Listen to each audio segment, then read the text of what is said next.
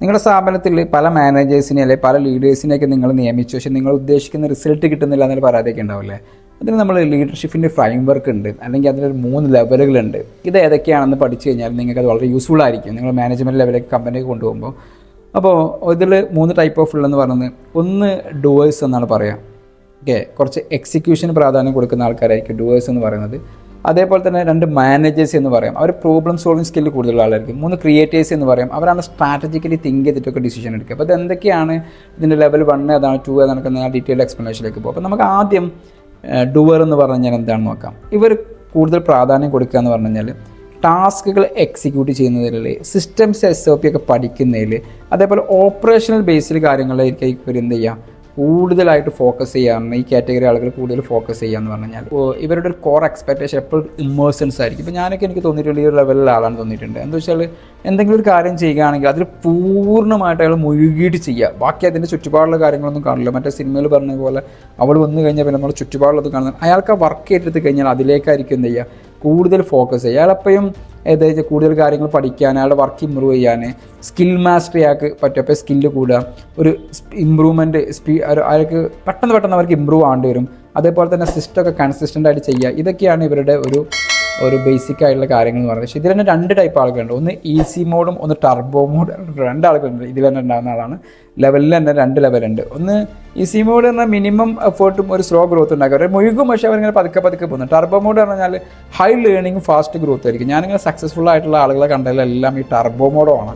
അവരിങ്ങനെ ഹൈ ലെവലായിട്ടുള്ള കാര്യങ്ങൾ ചെയ്യുന്ന ആളുകളായിരിക്കും. ഇവരുടെ ലീഡർഷിപ്പ് സ്റ്റൈൽ എപ്പോഴും ഭയങ്കര സപ്പോർട്ടീവ് ആയിരിക്കും. ഓക്കെ, ആവശ്യമുള്ള ട്രെയിനിങ് കൊടുക്കും, അതേപോലെ ഫീഡ്ബാക്ക് എടുക്കും, ഗൈഡൻസ് കൊടുക്കും, അതേപോലെ ഡെയിലി സപ്പോർട്ട് ആയിരിക്കും.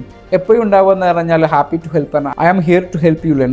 നിങ്ങൾക്ക് പഠിപ്പിക്കുന്നതിന് വേണ്ടിയിട്ട്, നിങ്ങളെ ഹെൽപ്പ് ചെയ്യുന്നതിന് വേണ്ടിയിട്ട് എപ്പോഴും ഞാനുണ്ട് എന്നുള്ള രീതിയിലാണ് പറയും. ഒരു എക്സാമ്പിൾ എന്ന് പറയുകയാണെങ്കിൽ, സാധാരണ ആൾക്കാർ പറയാം എങ്ങനെയെങ്കിലും ആ ടാർഗറ്റ് മീറ്റ് ചെയ്യുന്നതാണെങ്കിൽ ഇവർ പറയാം ഓക്കെ നമുക്ക് ഒരുമിച്ച് നിന്നിട്ട് നമുക്ക് ചെയ്യാം, എന്താണ് പ്രശ്നങ്ങൾ നോക്കാം, നമുക്ക് ആ ടാർഗറ്റ് അച്ചീവ് ചെയ്യുന്നതിന് വേണ്ടിയിട്ട് എന്താ ചെയ്യാൻ പറ്റുക എന്നൊക്കെ പറയുന്ന ഒരാൾക്കാരായിരിക്കും. സെക്കൻഡ് കാറ്റഗറിയാണ് മാനേജേഴ്സ് എന്ന് പറയുന്നത്. ആരാണ് ഈ മാനേജേഴ്സ് എന്ന് വെച്ച് കഴിഞ്ഞാൽ അവർക്ക് ഒരു ടീമിനെയും പ്രോസസ്സിനെയും ഹാൻഡിൽ ചെയ്യാൻ പറ്റും, ഒരു സ്മൂത്ത് ഓപ്പറേഷൻസ് കൊണ്ടുവരാൻ പറ്റും. ഇവർ പ്രോബ്ലം സോൾവ് ചെയ്യും, ജസ്റ്റ് റിപ്പോർട്ട് ചെയ്യല്ല ചെയ്യുക. അവരുടെ താഴെ ഒരു ടീം വരികയാണെങ്കിൽ ആ ടീമിൻ്റെ പ്രോബ്ലം സോൾവ് ചെയ്യാനോ, അല്ലെങ്കിൽ തൻ്റെ ഹയർ അതോറിറ്റിയിലേക്ക് പോകുന്നതിന് മുമ്പ് ആ പ്രോബ്ലം സോൾവ് ചെയ്യാനുണ്ടെങ്കിൽ ആ പ്രോബ്ലത്തിൻ്റെ സൊല്യൂഷനിലേക്ക് കൂടുതൽ ഫോക്കസ് ചെയ്യുന്നതായിരിക്കും. അതായത് നേരെ മുകളിലുള്ള ആളോട് പോയിട്ട് പ്രോബ്ലം പറയല്ല, ഈ പ്രോബ്ലം എനിക്ക് എങ്ങനെ സോൾവ് ചെയ്യാൻ പറ്റും എന്നതാണ്. കോർ എക്സ്പെക്ടേഷൻ എപ്പോഴും പ്രോബ്ലം സോൾവിങ് ആയിരിക്കും. ഒന്നാമത് ഇവർ ഐഡൻറ്റിഫൈ പ്രോബ്ലംസ് ഐഡൻറ്റിഫൈ ചെയ്യും, അതിനൊരു സജസ്റ്റഡ് സൊല്യൂഷൻസ് ഉണ്ടാക്കും, എക്സിക്യൂട്ടീവ് ഡിസിഷൻസ് എന്ന് പറയും. ഇവരെന്ത് ചെയ്യൂല, നേരെ അങ്ങോട്ട് അയാളെ തൊട്ട് മുകളിലുള്ള ഓണർക്ക് കൊണ്ടായിട്ട്, അയാളെ തൊട്ട് മുകളിലുള്ള മാനേജർ കൊണ്ടായിട്ട് ഇവരുടെ ഇഷ്യൂസിന് ഹാൻഡ് ഓവർ ഇല്ലേ ചെയ്യുക, അതിന് മുമ്പ് തന്നെ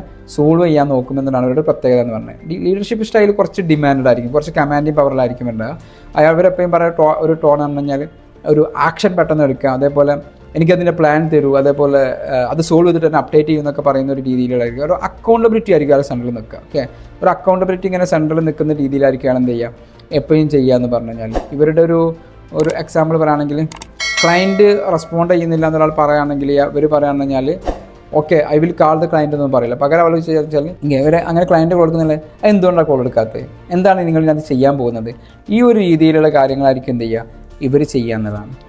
ഇനി ഒരു തേർഡ് ലീഡർഷിപ്പ് എന്ന് പറയുന്നത് ക്രിയേറ്റേഴ്സാണ്. ഇതിൽ ആരാണ് നല്ലത് വെച്ച് കഴിഞ്ഞാൽ എല്ലാവരും നല്ലവർക്ക് തന്നെയാണ്, എല്ലാവർക്കും കുറച്ച് പോസിറ്റീവ് നെഗറ്റീവ് ഒക്കെ ഉണ്ടാകും. അവിടെ നിങ്ങളുടെ കമ്പനിയുടെ ഏത് ഡിപ്പാർട്ട്മെൻറ്റാണ് ഏൽപ്പിക്കുക അവിടെ കൊണ്ടുപോയിട്ട് നിങ്ങൾ ആലോചിക്കുക. അപ്പോൾ നിങ്ങൾ നോക്കുക സെയിൽസിൽ ഏത് ടൈപ്പ് ഓഫ് ആളുകൾ എന്തെങ്കിലും വെക്കാൻ സാധിക്കുക, മാർക്കറ്റിംഗിൽ ഏത് ടൈപ്പ് ഓഫ് ആളുകൾ വെക്കണം, ഓപ്പറേഷൻ സൈഡിൽ ഏത് ടൈപ്പ് ഓഫ് ആളുകൾ വെക്കണം എന്നൊക്കെ നിങ്ങളൊന്ന് ആലോചിച്ചാൽ നിങ്ങൾക്ക് കിട്ടും. ക്രിയേറ്റേഴ്സ് എന്ന് പറഞ്ഞാൽ എപ്പോഴും ഒരു സീനിയർ ലെവൽ സ്ട്രാറ്റജിക് തിങ്കർ ആയിരിക്കും. ഒരു സ്ട്രാറ്റജിനാണ് അവർ ബേസ് ചെയ്യേണ്ടത്, ഒരു സിസ്റ്റം ഉണ്ടാക്കുന്നതിന്, അതേപോലെ തന്നെ കമ്പനിയുടെ ടോട്ടലായിട്ടുള്ള ഡിസിഷൻസിൽ കാര്യങ്ങളൊക്കെ വരുന്ന രീതിയിലുള്ള കാര്യങ്ങളൊക്കെ ഇടപെടുന്ന ആൾ. ഇപ്പോൾ ഡയറക്ടേഴ്സ്, ബിസിനസ് പാർട്ട്നേഴ്സ്, ഓപ്പറേഷൻ ഹെഡൊക്കെ ഇതിലാണ് വരേണ്ടത്. ഞാൻ നേരത്തെ പറഞ്ഞ ഈ ഡയറക്ടേഴ്സും പാർട്ട്നേഴ്സും ഇതൊക്കെ ഇവരാണ്. ഈ സ്ട്രാറ്റജി തിങ്കേഴ്സിന് നിങ്ങൾ കാര്യങ്ങൾ ചെല്ലുമ്പോൾ നിങ്ങൾ കാണാത്ത കുറേ ഭാഗം കാണും. അപ്പോൾ ഇതിങ്ങനെ ചെയ്താൽ ഇങ്ങനെയൊക്കെ പ്രോബ്ലം ഉണ്ടാവില്ല, ഇതൊക്കെ എന്താ നിങ്ങൾക്ക് തിങ്ക് ചെയ്താൽ മനസ്സിലാവില്ല. ഈ രീതിയിലായിരിക്കും അവരെന്ത് ചെയ്യുക നിങ്ങളോട് പെരുമാറുന്നത്. ലീഡർഷിപ്പ് സ്റ്റൈൽ എപ്പോഴും എക്സ്പെക്റ്റ് ആയിരിക്കും. ടോണെന്ന് പറഞ്ഞാൽ എനിക്ക് എപ്പോഴും നിങ്ങളങ്ങനെ പഠിപ്പിക്കാനെന്ന് പറയും, നിങ്ങൾ ഇൻഡിപെൻഡൻ്റ് ആയിട്ട് തിങ്ക് ചെയ്യുക, നിങ്ങൾ സ്ട്രാറ്റജിക് ഡിസിഷൻ എടുക്കുക. ഓക്കെ, ഞാൻ എപ്പോഴും നിങ്ങളേക്കൊന്ന് പ്രോബ്ലം സോൾവ് ചെയ്യാനുള്ള സ്ട്രാറ്റജിയാണ് പ്രതീക്ഷിക്കുന്ന രീതിയിലേക്ക്. ഒരു സ്പൂൺ ഫീഡിങ് ഒന്നും ഉണ്ടാവില്ല, അവർക്ക് ഉണ്ടാവില്ല എന്നുള്ളതാണ്. ഒരു സിമ്പിൾ എക്സാമ്പിൾ, ഇങ്ങനത്തെ ഒരാളത്തേക്ക് നിങ്ങളൊരു പ്രൊജക്റ്റൊക്കെ ആയിട്ട് ചെല്ലുകയാണെങ്കിൽ അയാൾ നിങ്ങൾ വളരെ സിമ്പിളായിട്ട് ചോദിക്കും, നീ ഒരു കാര്യം കമ്മിറ്റ് ചെയ്യുന്നതിന് മുമ്പ് നിങ്ങൾക്ക് ഇതിൻ്റെ ടൈം ലൈനും മാൻ പവർ ഇതൊക്കെ നോക്കിയിട്ട് വേണ്ട ചെയ്യാൻ, ചുമ്മാ അങ്ങോട്ട് കമ്മിറ്റ് ചെയ്യാമെന്ന് ചോദിക്കുന്ന ഒരു രീതിയിലായിരിക്കും എന്ത് ചെയ്യുക ഇവർ ചെയ്യുക എന്നുള്ളതാണ്. അപ്പോൾ ഇതാണ് 3 ലെവൽ ആളുകൾ. അതിൽ ഒന്നുകൂടെ ഞാനത് കൺക്ലൂഡ് ചെയ്യാം. ലീഡർഷിപ്പ് ലെവൽ ഫ്രെയിംവർക്കിലേക്ക് വരുന്ന സമയത്ത് ലെവൽ 1 ഡൂവർ എന്ന് പറയുന്നത് ഒരു ടാസ്ക് എക്സിക്യൂഷനിലേക്കാണ്. ഇപ്പോൾ ഡിസൈനേഴ്സ്, അക്കൗണ്ടൻറ്റ് അല്ലെങ്കിൽ സെയിൽസ് എക്സിക്യൂട്ടീവ് ഒക്കെ ഇതിൽ വരുന്ന ആളുകളായിരിക്കും. അപ്പോൾ ഇവർ ഏൽപ്പിക്കുന്ന വർക്കിൽ മുഴുകുന്ന ആളുകളായിരിക്കും, ഇമേഴ്സൺസ് ആയിരിക്കും. അവരെപ്പോഴും സപ്പോർട്ടിങ് ആൻഡ് സെർവ് ആയിരിക്കും ലീഡർഷിപ്പ് സ്റ്റൈൽ എന്ന് പറയുന്നത്. ലെവൽ 2 മാനേജേഴ്സ് ആണ്. ഇവരുടെ റോൾ എന്ന് പറഞ്ഞാൽ പ്രോബ്ലം സോൾവ് ചെയ്യാനായിരിക്കും. അതേപോലെ തന്നെ ഒരു കോർ എക്സ്പെക്ടേഷൻ എപ്പോഴും പ്രോബ്ലം സോൾവിങ് തന്നെ ആയിരിക്കും.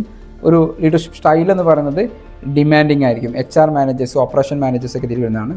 മൂന്നാമത്തെ ആൾക്കാരാണ് ക്രിയേറ്റേഴ്സ് തന്നെയാണ്. സ്ട്രാറ്റജിക് തിങ്കർ, അവർ കുറച്ചും കൂടി ഫോർസൈറ്റുള്ള ആൾക്കാരായിരിക്കും. എപ്പോഴും എക്സ്പെക്ട് ചെയ്യുന്ന ആൾക്കാരായിരിക്കും.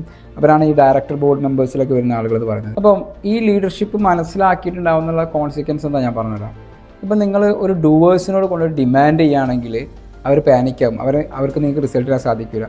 അതേപോലെ തന്നെ മാനേജേഴ്സ് കാറ്റഗറിയിലുള്ള ആളുകളോട് പോയിട്ട് സപ്പോർട്ട് പ്രതീക്ഷിക്കുകയാണെങ്കിൽ അതും റോങ് ലീഡർഷിപ്പ് ആവും. അവരെന്ത് ചെയ്യില്ല, വർക്കിനെ അപ്പോർഡ് ചെയ്യില്ല എന്നുള്ളതാണ്. അതേപോലെ ക്രിയേറ്റേഴ്സിനെ കൊണ്ടുപോയിട്ട് ഫ്രണ്ട്സ് ആക്കാൻ നോക്കിക്കഴിഞ്ഞാൽ അവർക്ക് അവിടെ സ്ട്രാറ്റജിക് ഗ്രോത്ത് ഉണ്ടാക്കാൻ സാധിക്കില്ല. ഇവരൊക്കെ ഡീൽ ചെയ്യേണ്ട രീതിയിൽ എന്ത് ചെയ്യണം, അവരെ ഡീൽ ചെയ്യാൻ പഠിക്കണം എന്നുള്ളതാണ്. നിങ്ങളെ കമ്പനിയിലെ ഓരോ ടീം മെമ്പേഴ്സിൻ്റെയും ലെവൽ നിങ്ങൾ മനസ്സിലാക്കി നോക്കുക. എല്ലാ ആളുകളിലും അവർ ലീഡർ ആവണമെന്നില്ല. എല്ലാ ടീം മെമ്പേഴ്സിലും ഈ 3 കാറ്റഗറി ആയിട്ട് ആളുകളെ കാണാൻ പറ്റും. അവരേക്കൊന്ന് അതിനനുസരിച്ചുള്ള എക്സ്പെക്റ്റേഷൻ ചെയ്യാം. അതേപോലെ തന്നെ കറക്റ്റ് ലീഡർഷിപ്പ് സ്റ്റൈൽ എന്ത് ചെയ്യാം, യൂസ് ചെയ്യാം. അതിൻ്റെ ഒരു പ്രോഗ്രസ് എന്ത് ചെയ്യാം, വീക്കിലി നിങ്ങൾ നടത്തുകയും ചെയ്യുക. ഇപ്പോൾ ഇതൊരു 3 ടൈപ്പ് ഓഫ് ക്യാരക്ടറാണ്, ഈ ഡൂവേഴ്സും മാനേജേഴ്സും അതേപോലെ തന്നെ നമ്മൾ പറഞ്ഞിരിക്കുന്ന ക്രിയേറ്റേഴ്സും ഒക്കെ. അപ്പോൾ അത് ലീഡർഷിപ്പിൽ മാത്രം എന്ന് പറയുമ്പം ആ ലീഡർഷിപ്പിൽ മാത്രമുള്ള ആളുകളല്ല, നമ്മുടെ കമ്പനിയിലെ ഓരോ എംപ്ലോയീസിലും ഈ ഒരു ക്യാരക്ടർ നിങ്ങൾക്ക് കാണാൻ സാധിക്കും. അപ്പോൾ അതിനനുസരിച്ചുള്ള റിസൾട്ട് ആയിരിക്കും, അതിനനുസരിച്ച് രീതിയിലായിരിക്കും അവിടെ പെരുമാറേണ്ടതും അവരേക്കൊന്ന് പ്രതീക്ഷിക്കേണ്ടതും. അപ്പോൾ നിങ്ങൾക്കത് മനസ്സിലായിട്ടുണ്ടാകും പ്രതീക്ഷിക്കുന്നു. ചാനൽ സബ്സ്ക്രൈബ് ചെയ്തേക്കുക. ചെയ്യാത്ത ആളുകളാണെങ്കിൽ മറ്റുള്ള ആളുകളിലേക്ക് ഷെയർ ചെയ്യാൻ പറ്റുന്ന ആളാണ് ഷെയർ ചെയ്യുക. ഞങ്ങളുടെ ഒരു ഫ്രീ കമ്മ്യൂണിറ്റി ഉണ്ട്, ബിസിനസ് കമ്മ്യൂണിറ്റി. മോർണിംഗ് സെഷൻ ക്ലബ്ബാണ്, ഫ്രീ ആണ്. എല്ലാ വെനസ്ഡേ സെഷൻസ് നടക്കാറുണ്ട് 6 o'clock. ജോയിൻ ചെയ്യാൻ താല്പര്യമുള്ള നമ്പറിൽ കോൺടാക്ട് ചെയ്യാം. ഡൗട്ട്സ് ഉണ്ടെങ്കിൽ കമൻറ്റ് ചെയ്യാം, നമുക്ക് സംസാരിക്കാം. Thank you.